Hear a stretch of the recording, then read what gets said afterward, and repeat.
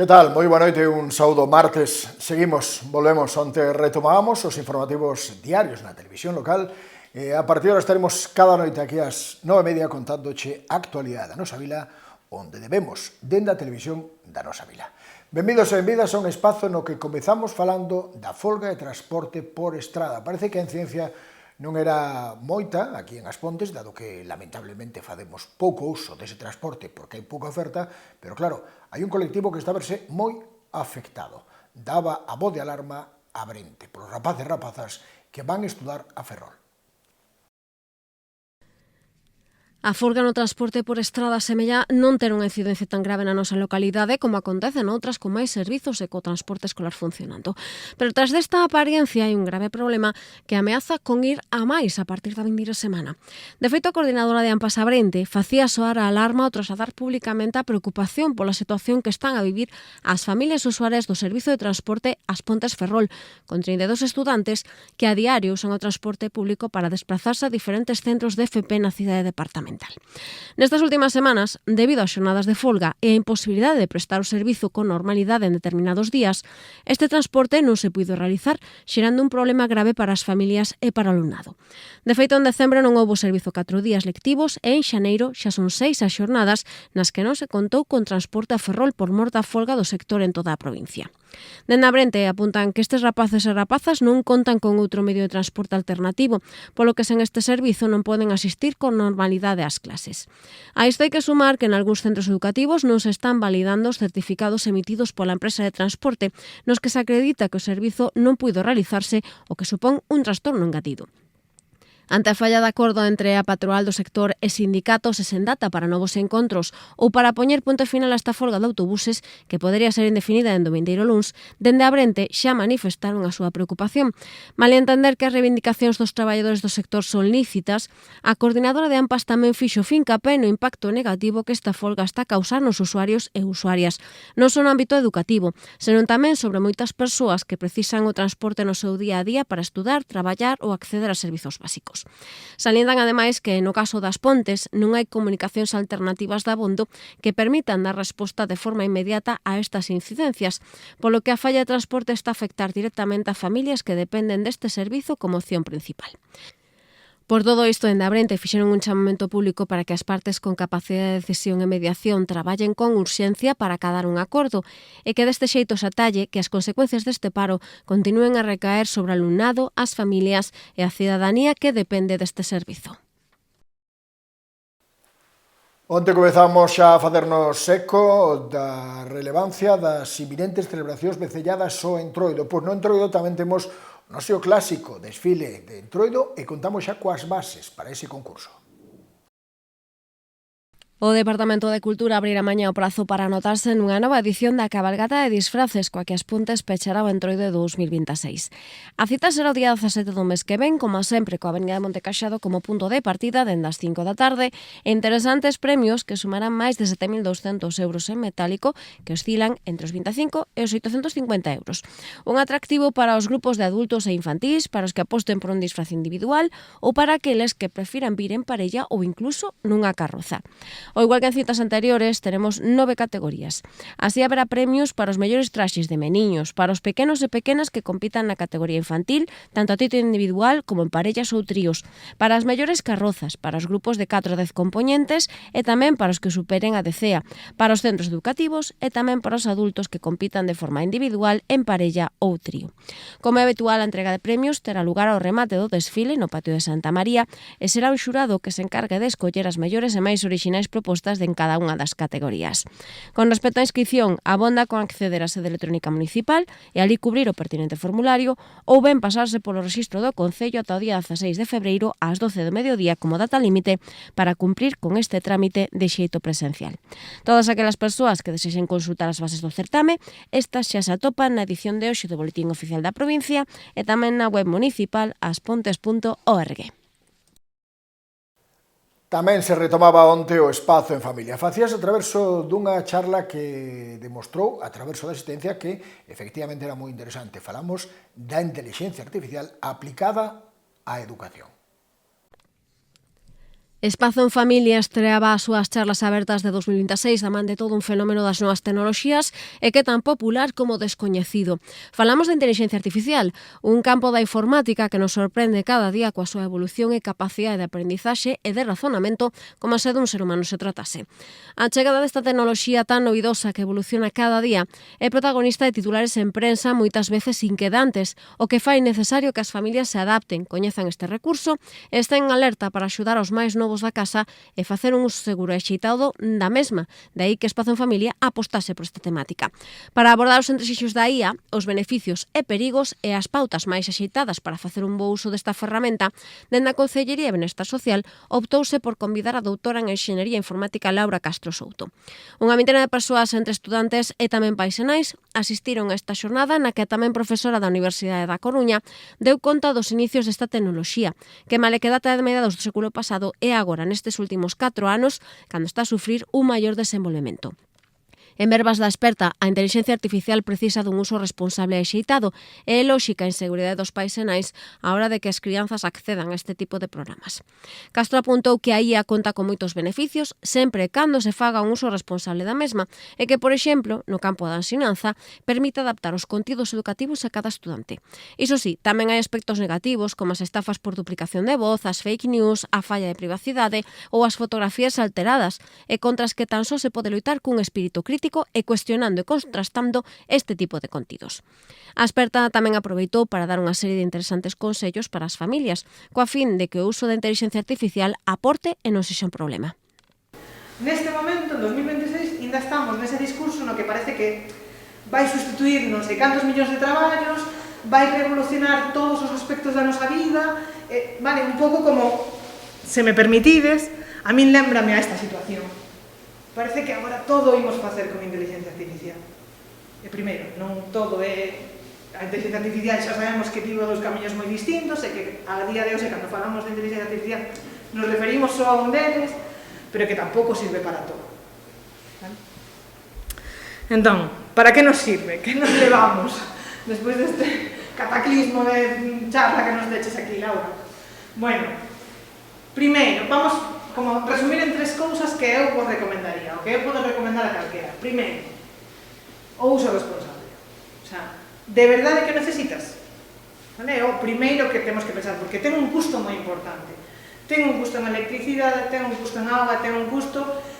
Antes dicíamos, claro, poñémoslle exemplos de matrículas, unha matrícula, eso se vai adestrando, vale, moi ben, eso non causa un problema mental a ninguén, pero eses sistemas de moderación que usaban inteligencia artificial nas redes sociais estaban adestrados grazas a personas en lugares máis desfavorecidos do planeta que se pasaban 8 ou máis horas ao día vendo exemplos de insultos, mensaxes con insultos, mensaxes que incitan á violencia, imaxes pornográficas, imaxes con pornografía infantil e marcando como isto non é aceptable. Isto é un insulto, isto é violencia, isto é incitación ao odio. 8 horas ao día, por 2 dólares a hora. Vale? O impacto na saúde mental desas persoas a día de hoxe, bueno, pues, ainda está por destapar, ainda está, bueno, pues será unha das cosas que veremos se o primeiro mundo nos facemos responsables de facer outsourcing, vale? Igual que das camisetas que se pagan tan lampias, pues do adestramento, a tecnoloxía que usamos, pois non existiría como é a día de hoxe se esas persoas non tivesen feito ese traballo. Entón, o primeiro é uso responsable. Se hai outra cousa que poidas usar, mellor, fai nada. É dicir, coñezo xente que copia e pega valores en ChatGPT para que lle calcule unha media. Home, fai unha molla de cálculo. Que sí, que ChatGPT che dá os bons días, despois necesitas algo máis, que te haga unha gráfica, con colores moi bonitos, pero ten un impacto detrás, vale? Non é inocuo. Entón, se podemos non usarlo, é mellor non usarlo. E se o temos que usar, esta parte de aquí, vale? A privacidade. Oye, se os números son, non sei, as notas dos teus alumnos, non lle digas que son as notas dos teus alumnos e lle poñas aí os nomes e os apelidos, porque isto aquí sí que é como nas redes sociais. Levamos xa un tempo dicindolle aos nosos adolescentes todo o que pos en internet perdes o control porque a que o borres ao cabo de 3 minutos alguén xa o viu e alguén xa lle fixo unha captura de pantalla e perdes o control, pois nos chats de ChatGPT e compañía, aínda que podes ter esa ilusión de que só estás ti, porque é a túa burbulla, é o teu chat, pero eses datos están sendo utilizados como adestramento para as seguintes versións. Entón non hai ningún tipo de compromiso, a pesar das confianza ou promesa que tiñamos na Lei de Inteligencia Artificial Europea, non impuxo ningún tipo de restricción sobre ese tipo de uso aos produtos deste tipo, entón non temos, as empresas nin teñen a obriga de non usalo, nin non o usan, claro, se non teñen a obriga, como van renunciar a iso? De feito, o que están facendo usando como reclamo para as contas de pago, é dicir, se ti compras o Gemini de pago, o ChatGPT de pago, ou o que sexa de pago, sí que che pon, bueno, os teus datos non se van a usar, porque como me pagas, bueno, pois xa me pagas, e se non me pagas, isto as mulleres levámonos coitando, especialmente no feminismo, desde moito tempo, cando non pagas por algo, o produto é ti, vale? Isto cando nos deixaban entrar nas gratis das discotecas, por que era? Pois era por iso. Cando se deixan usar gratis ChatGPT, por que? Pois por iso. Entón, ollo cos datos, vale? Non poñamos nunca datos de verdade, eso, por suposto, debería ir da man de non o trates con un amigo, non lle contes a túa vida, non lle contes os teus problemas, porque non hai nada detrás, vale? É unha calculadora de palabras.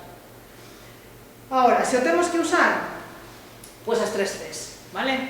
Cuestionamos, comprobamos e contrastamos, vale? O sea, esto é máis productivo, trátalo como un mentiroso compulsivo, é dicir, se en vez de ChatGPT se chamase mentiroso compulsivo 3.0, dir, vale, ti falas moi ben, pero se che estou pedindo que me digas, non sei, se viaxar en tren é seguro, bueno, primeiro, voume cuestionar de onde sacas esa información, se quero saber de onde sacas, vouche pedir expresamente, vouche decir que non a inventes, vouche decir, vale, é dicir, vamos sempre tratar esta tecnoloxía con esa mirada crítica, non para...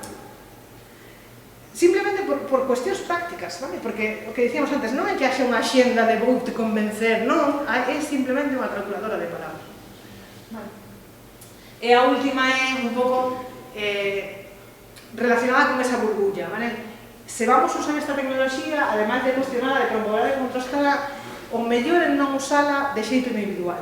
Se tedes crianzas en casa, se tedes adolescentes que a vayan a usar, acompañados, usarios con eles. Sentades con el, imos ver que nos di. Imos ver se nos di o mesmo se preguntamos de outra maneira. Imos ver que nos di ChatGPT e que nos de Gemini. Porque teñen frontes, teñen guardarraíz diferentes, teñen prioridades diferentes a hora de, pues eso, un tipo de palabras frente a outros na súa calculadora, non? Entón, e o máis importante son, isto tamén, bueno, pues, respecto aos profesores, isto eu vexo incluso a nivel universitario. Hai xente que, bueno, eu non lles digo que o poden usar, nin que non o poden usar, pero como vexa, entón aí, non, pois, fala con eles. Dís, se usades, estas son as normas. Se o vas a usar, dime que versión usaches, que prompt usaches, que cousas cuestionaches, que cousas comprobaches, e cal foi o produto final.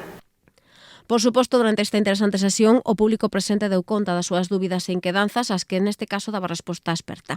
Entre elas, o como acompañar os seus fillos e fillas nun uso seguro desta tecnoloxía ou a necesidade de establecer unha serie de regras e limitacións que axuden a que os menores fagan un bo uso de ferramentas que xa forman parte do noso día a día, como Siri, Alexa ou ChatGPT, e cos que nos vai tocar compartir convivencia. Están ao cobro xa as novas mensualidades, os novos recibos, tanto de auga como de lixo. O Concello das Pontes xa ten ao cobro as taxas correspondentes aos servizos de auga recollida do lixo, neste caso do último trimestre de 2025, e que tamén inclúen o cano da Xunta de Galicia e o servizo de abastecemento de auga potable. O Concello emitiu un total de 23.273 liquidacións entre todas estas taxas que se deberán aboar ata o 20 de marzo como data límite nas oficinas de Viacua da Avenida de Ortigueira número 21 entre as 9 e as 11 da mañá ou ben mediante a domiciliación bancaria. Como é habitual, no caso de que estes recibos non se aboen no prazo de pagamento voluntario, a débeda resultante exixirase mediante o procedemento de prema. Zaida Picos, a autora pontesa, volve ás Pontes e volve con novo libro. Temos xa presentación. A Biblioteca Ribera Rouco volverá a ser escenario mañá dunha nova presentación literaria con ADN Pontés. Neste caso, cunha veciña que xa coñece o que son este tipo de postas de longo, porque Zaida Picos xa ten nova obra no mercado dende o pasado mes de novembro. Este mércores toca dala a coñecer na súa vila ante amigos, familiares e veciños. A Pontesa vende publicar Solo te pido un año, unha novela con toques románticos e picantes que seguen a liña da súa primeira obra Como hacer de tu vida un desastre. Iso sí, para os que estaban a agardar a continuación da historia de Xana, saiban que este segundo manuscrito é totalmente diferente, con novos protagonistas, pero con moito romance, situacións subidas de tono e con esa prosa adictiva e da que é difícil desprenderse ata a última páxina tan propia de Picos. En Solo te pido un año coñeceremos a Sabana, unha rapaza que decide facer a maleta e parar a súa vida cun noivo de toda a vida, un traballo estable e un día a día normal e sen problemas para alcanzar o seu soño de convertirse nunha das mellores chefs do planeta da man da escola culinaria máis prestixiosa do mundo e que se atopa na Arxentina. Alí coñece a un mestre co que inicia unha particular relación entre o amor e o desprezo e que lle vai traer máis dun problema.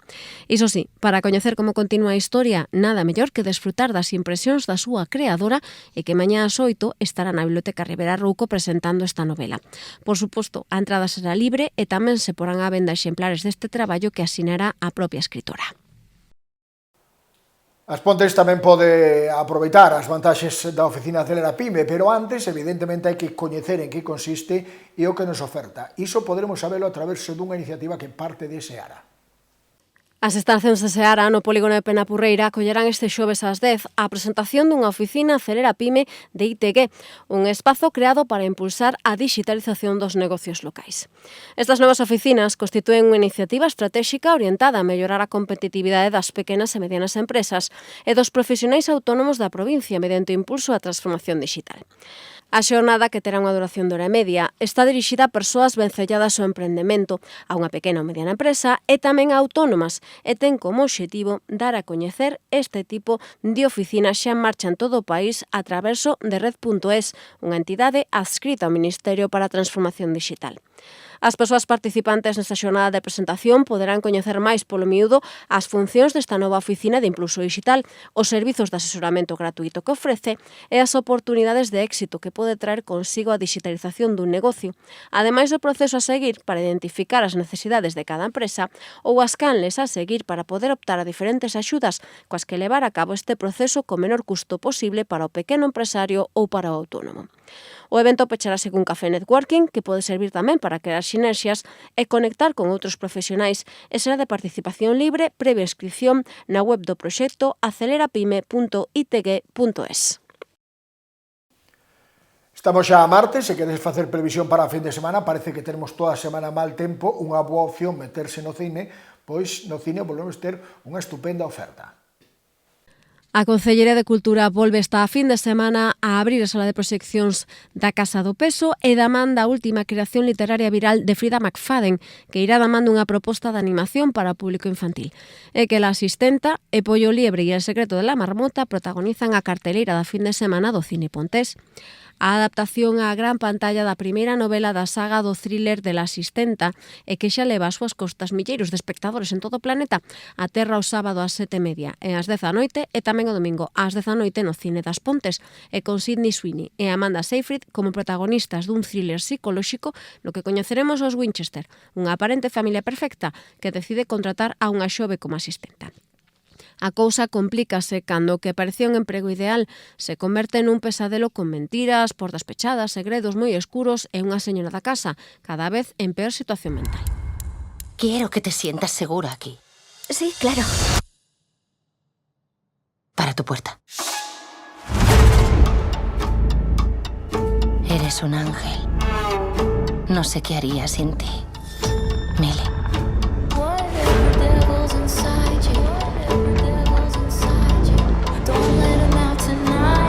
Necesito este trabajo. No puedo perderlo, no quiero volver atrás.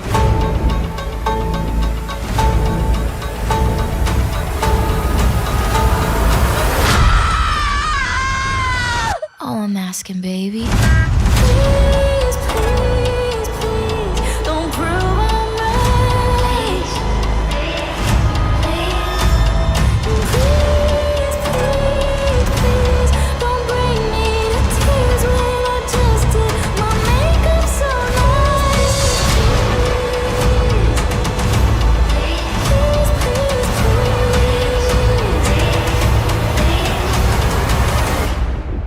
Tengo muy buenas vibraciones, Millie. Y yo. Vale, ya te llamaré. Please, please, please, don't ruin race, please.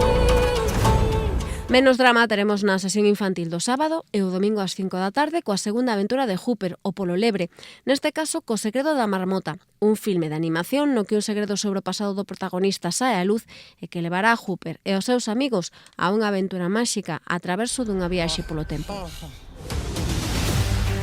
¿Qué sabes de la historia de la gran marmota con la cara del revés? Quien la posea podrá cambiar una cosa del pasado. Estudié el expediente buscando alguna pista que revelara el paradero de la marmota.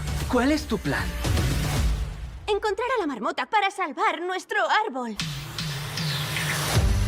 Hay fallos que indican dónde está el tesoro. La colina de las 9 se ha borrado a propósito. La ubicación de la marmota. Anda, mira qué listo cuando se lo dan mascadito. ¡Hola! Habrá que escalar. Y tirando, yo os espero aquí.